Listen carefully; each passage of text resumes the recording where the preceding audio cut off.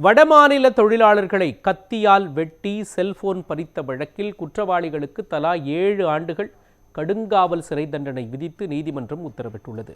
மேற்கு வங்க மாநிலத்தைச் சேர்ந்தவர் 25 வயதான சாஜல் மண்டல், பீகார் மாநிலத்தைச் சேர்ந்த 23 வயதான உகன் முகியா, சத்தீஸ்கர் மாநிலம் ராய்ப்பூரைச் சேர்ந்த 25 வயதான குமார், இவர்கள் 3 பேரும் மங்கலம் கருகம்பாளையத்தில் உள்ள ஒரு பனியன் நிறுவனத்தில் வேலை செய்து வந்தனர். இந்நிலையில் கடந்த 2022ஆம் ஆண்டு ஜனவரி 13ஆம் தேதி வேலை செய்த பனியன் நிறுவன வளாகத்தில் நின்று 3 பேரும் பேசிக் கொண்டிருந்தனர். அப்பொழுது அதே பகுதியைச் சேர்ந்த மணிகண்டன், சக்திவேல், ரவிக்குமார் ஆகிய 3 பேர் கத்தியுடன் சென்று சாஜல் மண்டல், உகன் முகியா ஆகிய 2 பேரையும் தலை மற்றும் கைகளில் வெட்டி அவர்களிடமிருந்த 2000 ரூபாய் மற்றும் ஒரு செல்போனை பறித்து கொண்டு அங்கிருந்து தப்பியோடினர்.